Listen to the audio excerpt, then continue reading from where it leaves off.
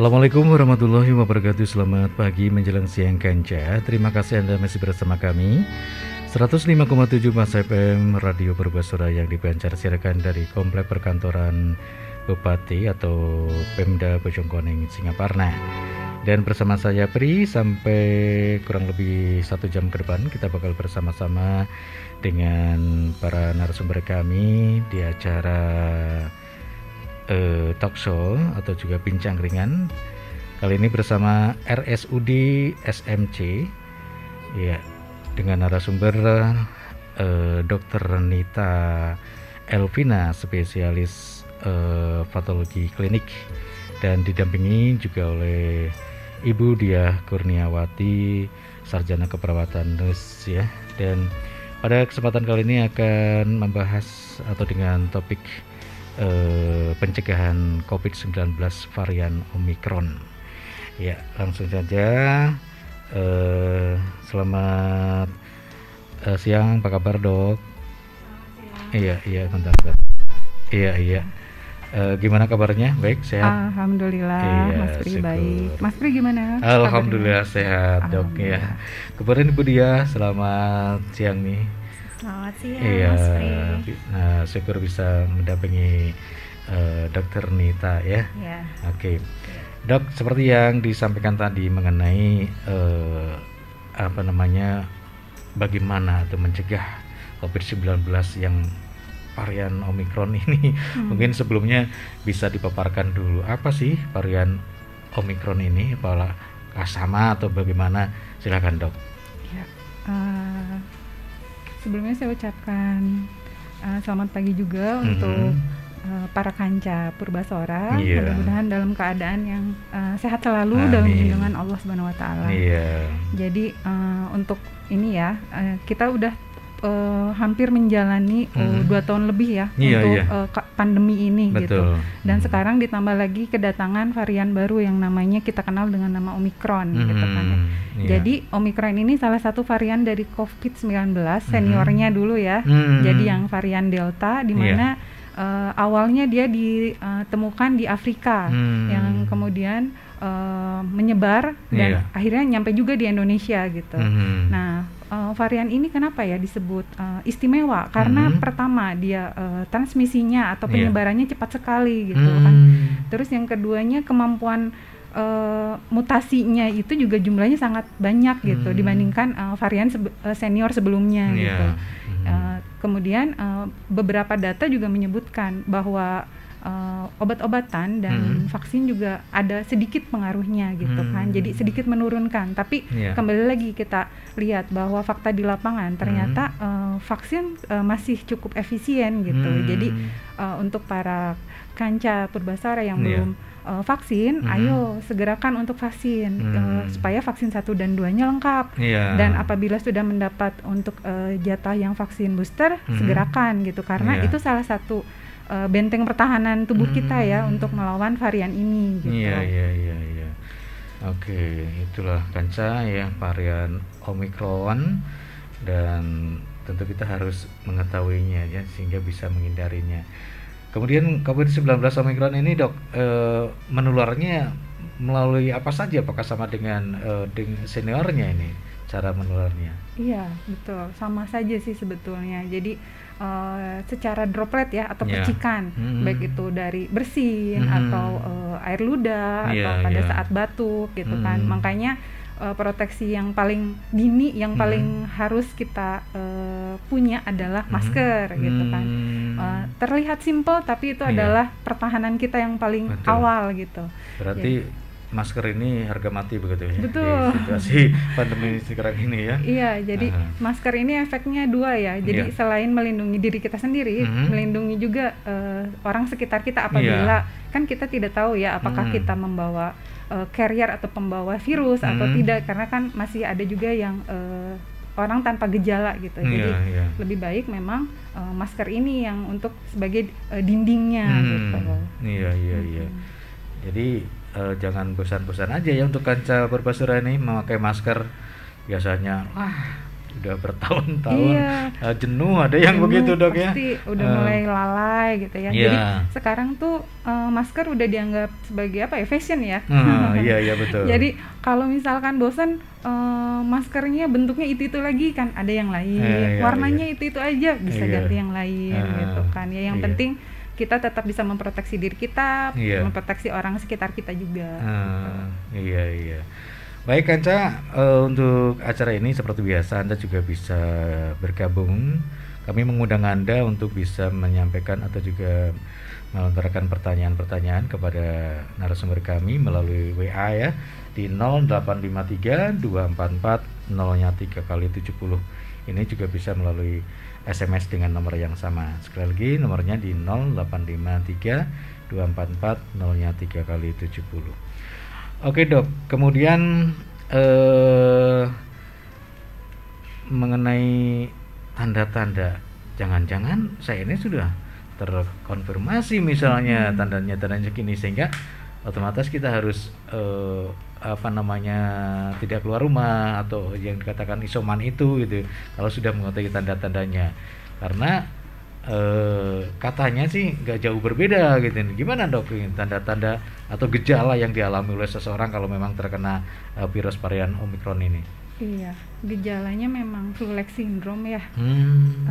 Hampir sama dengan virus corona lainnya ya. Jadi infeksi saluran nafas atas itu menjadi tempat masuknya gitu. Jadi otomatis gejalanya pun akan kebanyakan di sekitar situ gitu. Kalau sekarang kan Omicron menurut pernyataan, banyak pernyataan yang kita lihat di berita juga bahwa gejalanya lebih ringan. Nah, kamu memang lebih ringan dibandingkan Delta gitu kan. Tapi karena dia penyebarannya lebih cepat, otomatis kan di sini ibaratnya kalau misalkan kita sendiri terus di sekeliling kita udah dipenuhi dengan virus, berarti kan otomatis untuk positif terkenanya akan lebih tinggi gitu kan. Hal-hal itu yang perlu kita minimalisir gitu. Nah, gejalanya sendiri tadi sama sih ya, batuk, pilek. Yang sekarang sering itu adalah selain demam itu ada sakit kepala dan nyeri tenggorokan. Jadi tenggorokan terasa terbakar gitu. Seringnya seperti itu. Nah, itu yang perlu kita waspadai. Kayak semacam radang tenggorokan gitu ya mungkin ya, mirip. Dirasakan. Apalagi sekarang sedang pancaroba ya. Jadi memang gejalanya tampak sama gitu. Iya. Tapi ada yang bilang katanya kalau Omicron itu nggak sampai hilang penciuman, atau benar itu dok? Iya betul. Jadi kalau untuk Delta khasnya di anosmia ya, hilang penciuman, hilang indera pengecap lainnya gitu kan ya. Tapi kalau Omicron ini dia jarang yang mengeluhkan hal itu gitu. Jadi lebih ke demam, pusing dan sakit tenggorokan. Gitu. Sehingga kebanyakan kalau memang seseorang terkena, ya itu mungkin anggota keluarga biasanya terkena karena mudahnya menular tadi gitu dok? Iya, karena mudahnya menular. Jadi kan karena proses mutasi tadi ya gitu. Jadi proses mutasi itu sebetulnya proses alami yang akan terjadi oleh semua virus. Jadi tidak hanya virus COVID ini. Jadi semua virus dia memang punya sifat dasar untuk bermutasi gitu. Dimana mutasi itu diperlukan mereka agar mereka bisa survive di dalam tubuh penjamunya, tubuh hostnya gitu kan. Jadi dia akan terus menyesuaikan diri, beradaptasi gitu kan. Apalagi kita kan hampir udah sekitar di atas 70% ya untuk vaksin ini ya, keduanya udah banyak gitu. Nah, otomatis kan dia akan menyesuaikan diri gimana caranya pada orang-orang yang sudah udah vaksin nih supaya saya masih bisa masuk ke dalam gitu. Makanya dia akan proses mutasi, dan kebetulan mutasi yang dia ambil di protein mana yang efeknya adalah dia menyebar dengan cepat dan itu tadi dia memiliki virulensi yang tinggi gitu. Oh iya dok, saya dengar katanya kalau terkena virus varian Omicron ini tidak lama katanya ya, sebentar saja. Nah, apakah itu karena sudah mayoritas sudah divaksin atau karena faktor apa? Apakah benar memang tidak lama kalau terkena Omicron ini dok? Iya, jadi memang ada efek dari vaksin itu sendiri memang ya. Jadi memberikan bukti bahwa vaksin itu memang berefisien dan efektif gitu kan untuk melawan COVID gitu. Nah, untuk dari variasi Omikronnya sendiri, kenapa dia durasinya lebih pemulihan lebih cepat gitu kan, karena itu tadi ya. Jadi efek vaksin di mana tubuh kita udah mulai banyak mengenali lah, bisa disebut herd immunity-nya ya, sudah mulai terbentuk gitu. Jadinya pada saat ada paparan yang baru itu tubuh juga udah bisa sel-sel imunitas kita udah bisa menyesuaikan gitu. Jadi memang kalau dibilang apakah mungkin akan reinfeksi atau yang penyintas apakah bisa terkena lagi? Memang pasti bisa gitu, tapi gejalanya akan lebih ringan dibandingkan waktu pertama kali terkena infeksi COVID gitu. Iya. Oke, kemudian gini Dok, yang dipertanyakan sekarang, ada varian baru, apakah yang lama itu lenyap? Apakah bersamaan? Omikron sama Delta bersamaan berkeluyuran atau itunya Deltanya dia mundur gitu, gimana nih Dok? Jadi virus itu kan memang sebetulnya ada ya, maksudnya masih ada gitu, varian Delta pun ada varian Alpha pun ada gitu, tapi yang sekarang banyak secara global gitu, secara mendunia yang paling banyak adalah Omikron gitu. Tapi Delta pun masih ada gitu. Untuk di Indonesia dari hasil WGS nih per awal kemarin Februari itu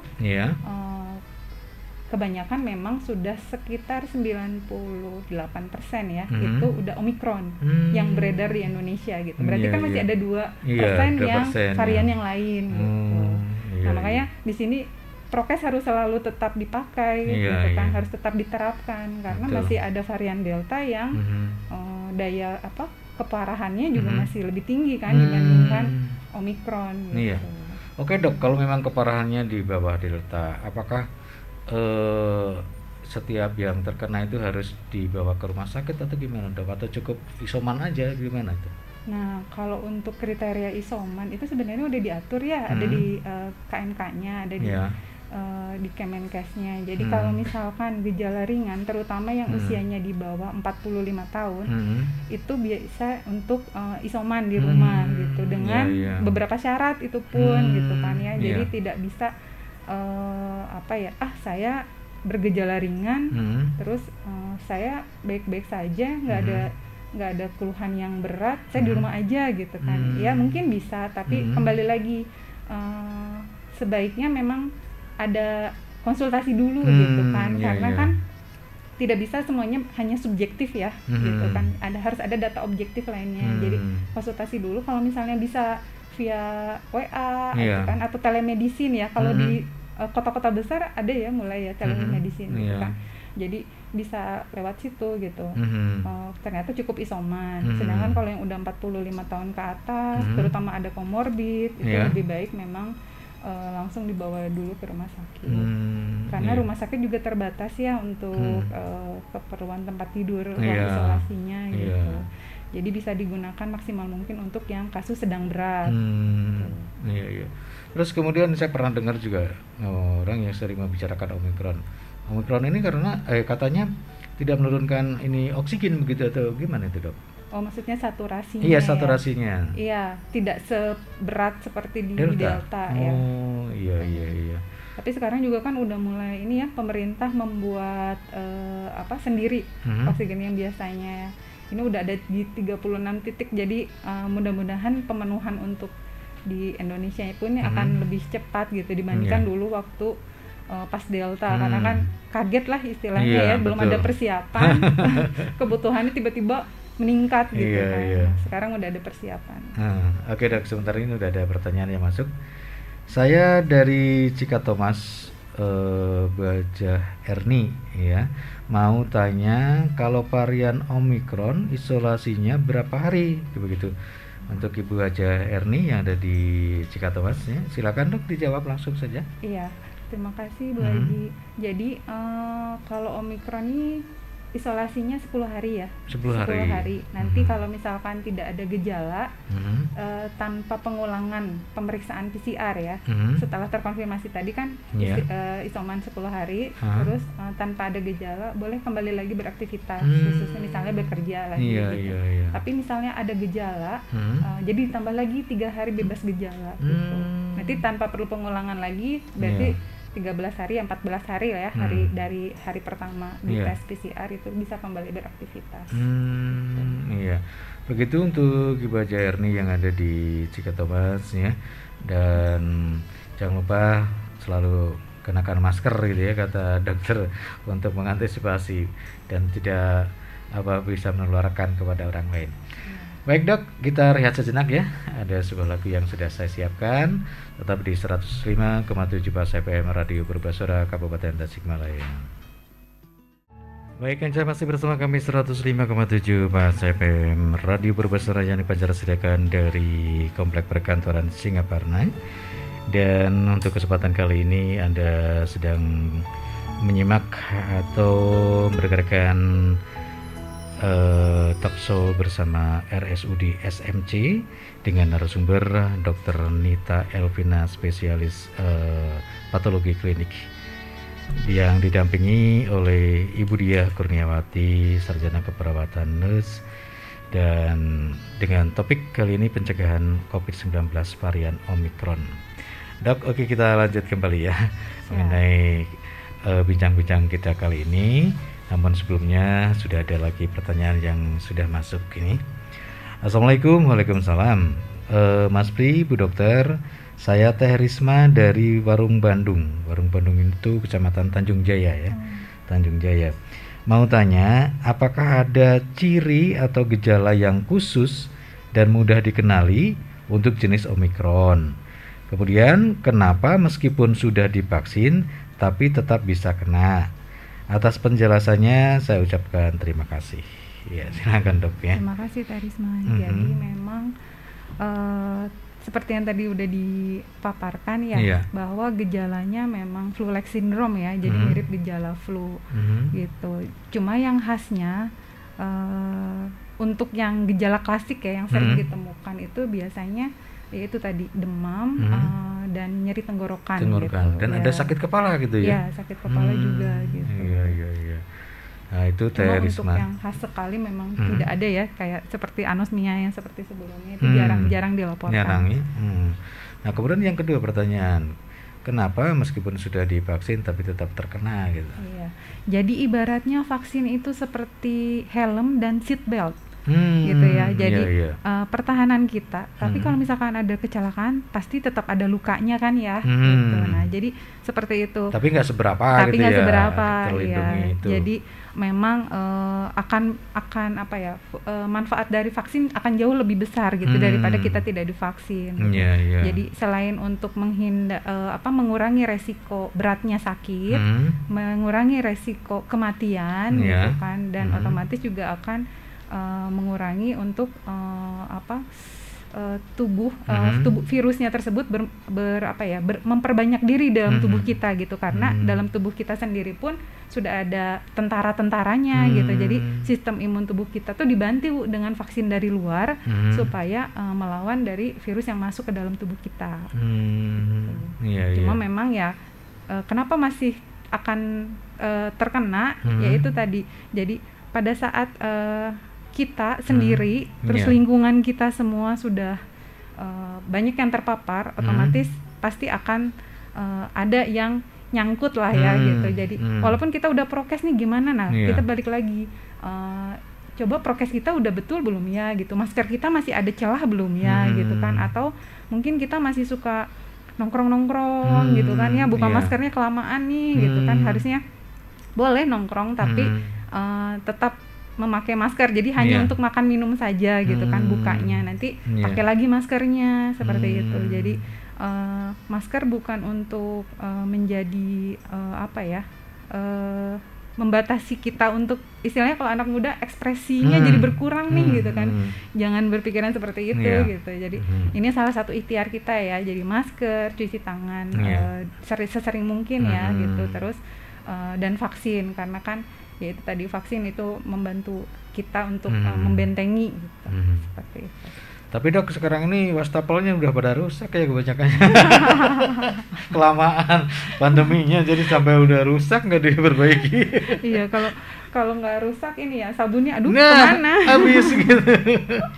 Kalau saya itu menyiasati selalu membawa sabun kemasan kecil. Oh gitu. Jadi kalau misalkan nih teman-teman kanca Purbasora nih punya wadah lotion yang kecil tuh isi ulang aja pakai sabun gitu kan, lumayan ya, apalagi pasti kan di tas kita tuh akan terisi hand sanitizer sama sabun gitu. Kalau hand sanitizer kan kadang kalau kita tidak kontak atau tidak memegang sesuatu yang basah gitu kan ya masih bisa lah pakai hand sanitizer, tapi kalau misalkan lengket atau apa kan kalau hand sanitizer kurang bersihnya kurang maksimal, jadi perlu dibilas gitu dengan sabun gitu.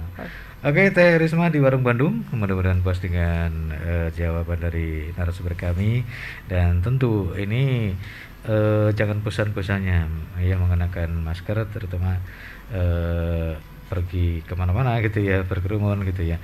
Oke Dok, pertanyaan berikutnya, apa saja nih yang dibutuhkan saat melakukan isolasi mandiri? Tadi telah disinggung ya, isolasi mandiri itu ada kriterianya gitu ya.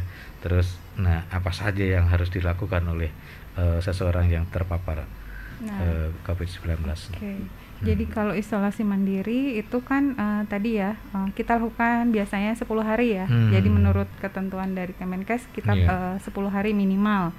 Terus kita lihat juga usia pasien itu ada syaratnya. Jadi biasanya nih dari hasil observasi bahwa yang gejalanya ringan rata-rata di usia 45 tahun ke bawah. Jadi kalau misalkan 45 tahun tapi dengan penyakit penyerta, misalkan punya gagal ginjal, punya gula, punya darah tinggi, lebih baik segera datang ke vaskes terdekat dulu gitu. Tapi bila misalkan usia 45 tahun tapi, ke bawah dan tidak punya penyakit penyerta, silakan untuk melakukan isolasi mandiri gitu. Nanti selain itu juga nanti akan ada bantuan dari petugas kesehatan di puskesmas terdekat untuk selalu memantau kesehatan ya. Ya seperti obat-obatan gitu mungkin dikasih ya. Obat-obatan juga nanti akan disuplai gitu. Apalagi kalau di Jakarta atau kota-kota besar kan udah ada telemedicine ya, bahkan obatnya pun diantar langsung ke rumah gitu kan. Menggunakan ekspedisi gitu. Nah, terus untuk melakukan isolasi mandiri juga kita harus lihat nih rumahnya seperti apa, memungkinkan tidak untuk ruangannya terpisah dengan anggota keluarga yang sehat gitu. Kalau bisa sih kamar mandinya pun sama terpisah gitu kan, karena kan penyebarannya selain dari percikan atau droplet tadi juga dari kontak langsung ya. Jadi apapun yang disentuh gitu kan ya, misalkan nih habis batuk bersin gitu kan, kita tuh punya kebiasaan untuk menutup memakai tangan kan ya, lupa cuci tangan terus megang gagang pintu gitu kan ya, seperti itu. Jadi khawatir menyebar ke yang lain, jadi memang sebaiknya dianjurkan menggunakan kamar mandi yang berbeda, jadi alat makan pun berbeda gitu. Kalau misalkan harus saya harus keluar kamar gitu untuk mengambil sesuatu misalnya, ya pakailah masker gitu. Jadi untuk mengamankan anggota yang lain juga gitu. Terus kalau kita punya pulse itu oximeter yang pengukur kadar oksigen, nah itu juga bisa dipakai. Jadi pada saat sewaktu-waktu tiba-tiba aduh kok saya demamnya nggak turun-turun ya, atau tiba-tiba kok sesak gitu, bisa dipakai nih termometernya yang di rumah, atau pengukur oksigennya apakah kadarnya memang turun gitu, jadi bisa langsung lapor ke petugas puskesmas yang terdekat. Gitu. Ya mungkin ada tambahan Bu Dia, silakan ini Bu Dia. Untuk pencegahan penyebarannya bagi yang isolasi mandiri, untuk pengelolaan masker ya, yang seringkali terlupakan itu dicampur dengan sampah ya, limbah rumah tangga. Betul. Ya, kalau memang tempat sampahnya sekedar satu, kita bisa modifikasi ya. dengan apa ya, desinfeksi dulu maskernya, dicelup ke deterjen terlebih dahulu, baru dibuang dan digunting ya, jangan sampai lupa itu. Ya, karena dimanfaatkan orang-orang yang tidak bertanggung jawab ini ya. Itu bisa menjadi media ya, media penyebaran virus masker tersebut. Apabila dibuang di sembarang tempat sampah. Oh, gitu. Iya. Jadi jangan asal buang tempat sampah, bahkan bergeletak di mana ya, di teras di mana, wah itu akan menyebar mungkin gitu ya Bu ya. Oke. Bu, sekalian Bu Diah mengenai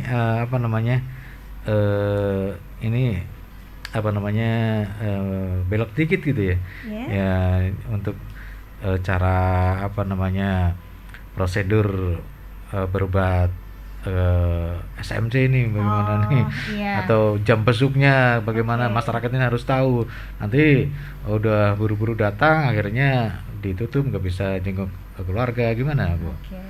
Ya, jadi di sini kami dari Komite Pencegahan dan Pengendalian Infeksi ya Rumah Sakit SMC telah melakukan upaya ya dalam pencegahan penyebaran virus Omicron ini ya. Salah satunya kita emang sudah menyediakan ruang COVID yang terpisah nih Pak ya.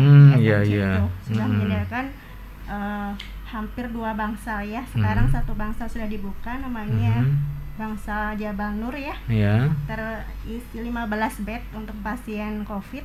Nah, terus dengan ventilasi udara, penataan ruangan yang sudah dimodifikasi sehingga tidak ada penyebaran ke ruangan lain seperti itu ya. Nanti selanjutnya kita buka 1 bangsal lagi ya, di bangsal sofa, karena ini udah hampir penuh Pak. Kita sudah dari pertanggal kemarin itu udah 13 pasien yang dirawat. Iya.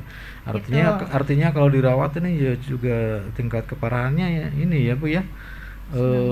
Berat, sedang ya. Meskipun dia gejalanya ringan, tapi dengan komorbid, misalnya dengan penyakit jantung, stroke, ya hipertensi tadi ya, gagal ginjal, DM, dia harus dirawat Pak, seperti itu. Jadi menyediakan untuk pasien COVID yang ringan dengan komorbid, gejala sedang dan berat, seperti itu. Nah, apalagi yang dilakukan oleh Komite PPI ya, tentu saja kita sudah penyuluhan ke pengunjung juga ya, terkait 5M tadi ya, penggunaan masker, menjaga jarak, harus lebih dari 1 meter Pak, jarak kalau berbicara dengan lawan bicaranya ya minimal 1 meter. Terus mencuci tangan, utamanya mencuci tangan ini buat Kanca Purbasora ya. Ada teknik cuci tangan ya. Ini udah itu? Mendunia ini. Cuci tangan 6 langkah. Ya. Apa aja itu? Pertama, kita basahi dulu tangan, kedua tangan dengan air mengalir. Ya, kemudian kita usap-usap telapak tangan dulu ya. Tepung selaci. Ya, puput gitu ya. Itu singkatannya biar mudah ya. Telapak tangan, punggung tangan, sela-sela jari, kemudian ujung-ujung jari sama punggung jari, ibu jari, kanan kiri, terakhir kuku.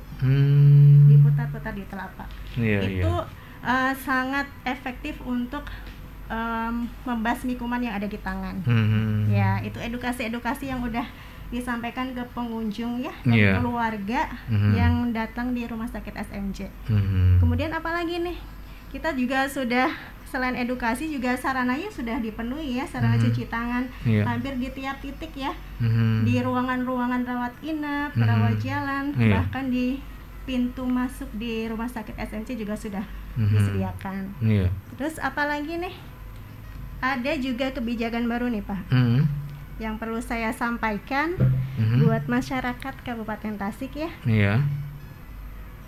Tentang peniadaan jam besuk pasien. Ini kenapa ya? Kenapa kita buat kebijakan baru? Supaya masyarakat tidak terlalu terpapar dengan virus COVID. Kalau rumah sakit itu kan tempatnya penyakit. Betul. Ya, kita batasi pengunjungnya, kita batasi keluarga yang mengantar pasien. gitu. Yang sebelumnya ada jam kunjung, kita tiadakan. Itu. Nah, saya bacakan ya. Pengumuman tentang peniadaan jam besuk pasien atau jam kunjung pasien di lingkungan RSUD Singaparna Medika Citra Utama, Kabupaten Tasikmalaya. Ya.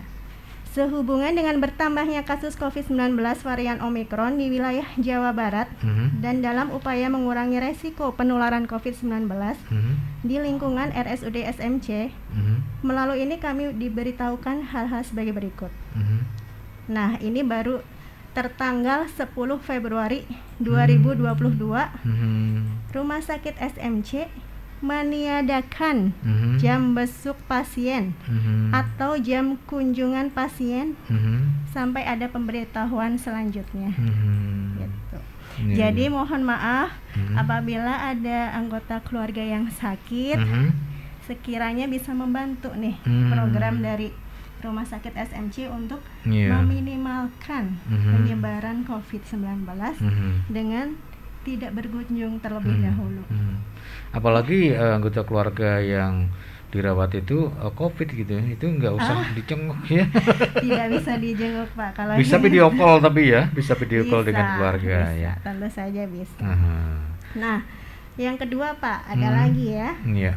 Pasien yang sedang menjalani perawatan di ruang rawat inap diperbolehkan untuk dijaga oleh 1 orang saja ya.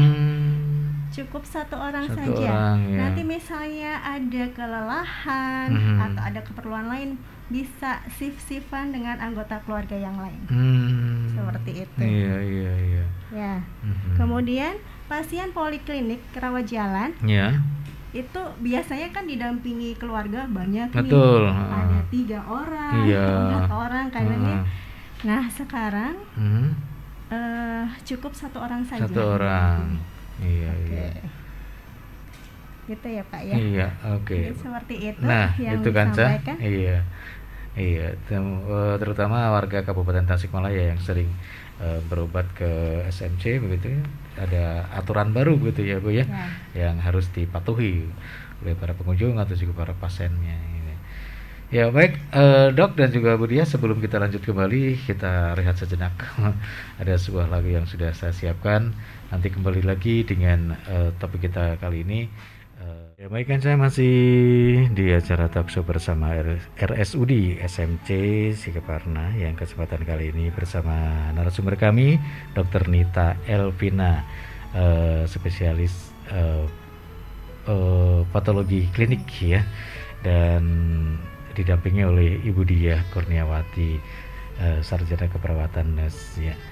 Oke, mumpung ini ingat ini banyak spesialis ya Dok ya. Ini spesialis patologi klinik, boleh dong bocorannya? Iya. Menangani apa saja begitu? Iya. Memang belum ini ya, tidak familiar. Iya. Jadi patologi klinik tuh lebih banyak di laboratorium gitu. Jadi kan ada patologi klinik yang ke laboratorium kimia ya, hematologi. Kalau ada juga spesialis patologi anatomi. Itu lebih ke jaringan, seperti untuk tahu biopsi ya, biopsi apakah ini kanker atau bukan gitu kan. Itu ada lagi spesialisnya khusus gitu. Jadi kalau saya memang lebih banyak bekerjanya di belakang layar. Jadi lebih banyaknya di laboratorium, terutama gitu. Ya ini untuk pemeriksaan PCR ya. Iya. Gitu. Enggak Dok, itu merasa takut nggak, khawatir nggak menangani pemeriksaan PCR, takut menular ke kita? Apakah pernah tertular tuh gimana Dok? Jelas, namanya manusia resiko ya, resiko profesi ya itu ya. Iya, jadi rasa takut pasti ada, cuma ya kembali lagi ya positive thinking. Itu menurut saya positive thinking itu adalah hal yang paling penting untuk menjaga imun kita gitu. Selain ikhtiar yang lain ya, vaksin, vitamin gitu kan. Tetap positive thinking, terus kita juga kan niatnya ini ya ibadah. Iya betul. Gitu. Jadi untuk membantu yang sedang sakit gitu kan ya, dengan cara melalui pemeriksaan penunjang gitu, seperti itu Pak. Iya. Oh iya, jadi tahu saya sekarang gitu kan. Kemudian tadi disinggung mengenai imun. Kebetulan ini Dr. Ratih ini sedang mendengarkan acara ini, menyimak, dan ini juga ada pertanyaan mengenai imun gitu. Gimana ini, Dok? Iya, Dr. Ratih, makasih pertanyaannya. Iya, mengikuti acara kita kali ini ya. Iya. Jadi imun escape itu tadi berhubungan dengan vaksinasi ya. Jadi berhubungan juga dengan kenapa yang udah vaksin jadi terkena kembali gitu. Nah, karena terkena penyintas tapi terkena kembali, berarti ada imun escape nih gitu kan. Memang itu yang dikhawatirkan. Tapi kan kembali lagi sistem imun di kita itu ada dua ya. Ada yang antibody sama yang seluler. Nah, seluler ini yang kita tidak punya pengukurnya gitu. Jadi walaupun imun escape, jadi virusnya itu menurunkan daya vaksinasi gitu kan. Imunnya virusnya menurunkan daya imunitas yang sudah terbentuk dalam tubuh kita gitu. Jadi makanya imun escape. Dia bisa berhasil melarikan diri nih gitu kan dari tentara-tentara antibody gitu. Nah, tapi yang perlu kita lihat adalah ada sistem imun yang lain yang tadi tentang sel T itu ya. Nah, sel T juga kan imun yang menjaga tubuh kita juga gitu. Cuma sayangnya memang tidak bisa diukur kadarnya seperti kadar sel B. Sel B itu kan nanti sel B itu istilahnya ibunya penghasil imun, penghasil sistem tubuh yang sekarang sedang berhubungan dengan vaksinasi gitu kan. Nah, jadi jangan takut, jangan merasa berkecil hati gitu, karena kita masih punya sel T, di mana sel T ini dia juga peranannya besar gitu untuk menjaga tubuh kita untuk tetap stabil gitu, tetap sehat. Iya. Oke. Baik, sekali lagi terima kasih untuk Dr. Ratih yang sekarang lagi menyimak acara kita nih. Baik, ini pertanyaan berikutnya. Assalamualaikum. Waalaikumsalam. Ibu dokter, Ibu pemateri, dan Mas Pri yang kami hormati. Pertanyaan saya, bagaimana menyikapi masyarakat yang kurang perhatian terhadap kesehatan? Hatur nuhun, wassalam. Ini dari Ketua Kanca yang ada di Cigalontang. Ya, gimana, Dok? Ya memang susah gampang ya. Betul. Karena kembali lagi ke kesadaran individu. Tapi namanya kita ya, apabila melihat sesuatu yang belum pada tempatnya ya jangan bosan-bosan, kita saling mengingatkan supaya lama-lama juga pasti kan akan terpapar. Lama-lama istilahnya udahlah bosan, iya deh dipakai maskernya gitu kan. Nah gitu. Jadi ya paling ikhtiarnya tetap itu gitu, tetap selalu mengajak gitu, jangan dibiarkan. Itu aja sih kalau dari saya. Mungkin dari Bu Dia ada tambahan? Ya Bu Dia silakan. Sebenarnya boleh juga sih kita dekat dengan fasilitas kesehatan ya, terutama puskesmas. Di puskesmas juga sebenarnya ada ya puskesmas pembantu ataupun bidan desa yang bisa kita minta tolong untuk edukasi ya, edukasi ke orang tersebut ya secara empat mata atau jadi istilahnya mah saling apa ya, Dok? Bicara hati ke hati. Dari hati ke hati. Dari hati ke hati. Digali aja apa kendalanya seperti itu. Namanya manusia mungkin di satu pihak lancar melakukan upaya untuk mencegah penyakit. Di sisi lain ada beberapa orang terkadang tidak sanggup ke sana seperti itu. Jadi kita coba gali apa masalahnya, siapa tahu bisa dituntaskan bersama. Seperti itu. Iya. Oke, kemudian Dok, Kang Apip, ya mudah-mudahan jelas dan bisa bekerja sama dengan para petugas tadi ya. Bu Dia ya. Oke. Ini sejauh mana SMC sendiri dalam mencegah penyebaran virus Omicron ini? Selain tadi yang disampaikan oleh Ibu Dia tadi, mungkin apa saja nih yang diupayakan oleh SMC? Diupayakan oleh SMC banyak ya.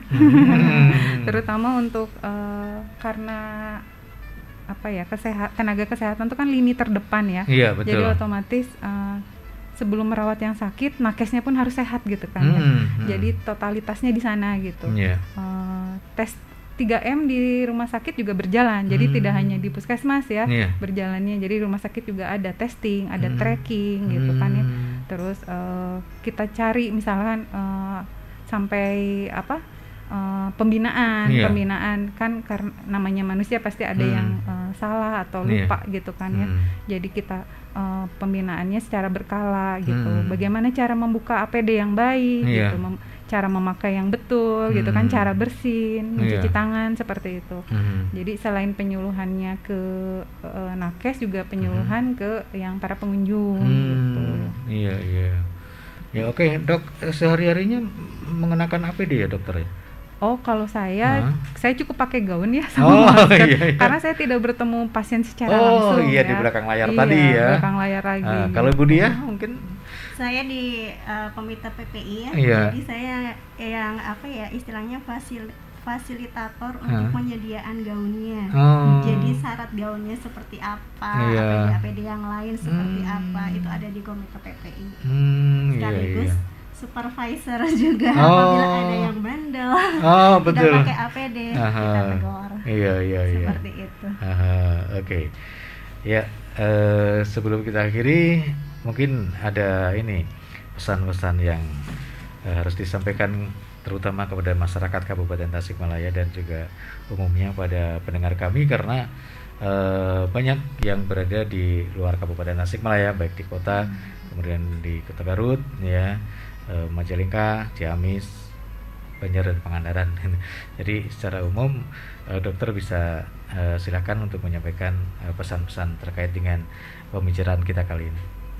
Jadi utamanya tetap ya, mari kita sama-sama untuk tetap disiplin, tetap meningkatkan waspada, tidak panik tapi tetap waspada gitu, supaya kita bisa menghindari dari virus COVID varian apapun gitu, karena namanya mutasi akan terus ada gitu, tapi kita jangan takut, jangan panik. Tapi mudah-mudahan semakin melemah gitu ya dok ya, mutasinya gitu ya. Mudah-mudahan ya, amin gitu. Pandemi juga inginnya cepat selesai gitu. Gitu. Nah, jadi kembali lagi semua varian pencegahannya tetap sama ya. Jadi 5M sama vaksin gitu. Paling itu, jadi kita tetap disiplin untuk 5M dan kalau yang belum vaksin, ayo segerakan untuk vaksin gitu. Jangan takut, jangan apalagi kalau KIPI ya. KIPI-nya pasti akan jauh lebih ringan daripada terkena virusnya langsung gitu. Jadi jangan takut buat para kanca Purbasara. Sedikit dok, katanya kalau yang booster itu sampai sakit, sampai demam, benar itu dok? Iya, memang ada ya, tapi tidak semua, karena kembali lagi tergantung imun masing-masing ya, masing-masing berbeda. Tapi proses terjadinya KIPI itu pun sebagai proses tubuh membentuk imun gitu. Jadi proses gitu. Jadi kalau ada KIPI kejadian ikutan pasca imunisasi ringan, tidak apa-apa, itu tubuh kita sedang berjuang gitu untuk membentuk tentara-tentara yang nantinya membantu kita kalau ada virus yang masuk gitu. Oke, Ibu Dia ada tambahan barangkali? Ya, buat kanca Purbasora, meskipun varian Omikron ini kelihatannya gejala lebih ringan ya, tapi ternyata dari hasil pelaporan se-Indonesia ternyata kematiannya juga meningkat ya, tinggi.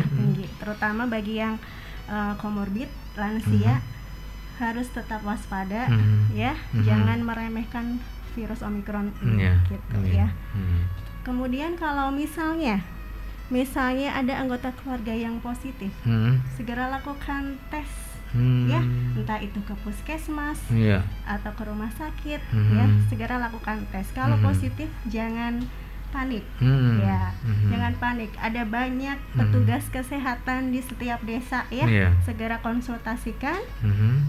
Kemudian konsultasikan juga masalah tempat isolasi mandiri ataupun tempat perawatan lainnya. Seperti itu ya. Oke. Ya, udah cukup dok? Baik, terima kasih untuk narasumber kami. Yang pertama adalah Dr. Nita Elvina, spesialis patologi klinik, dan juga Ibu Diah Kurniawati, sarjana keperawatan nurse. Ya, keduanya dari RSUD SMC. Semoga apa yang disampaikan tadi bermanfaat bagi kita semuanya. Amin. Saya Bri undur diri. Sampai jumpa dan wassalamualaikum warahmatullahi wabarakatuh. Waalaikumsalam.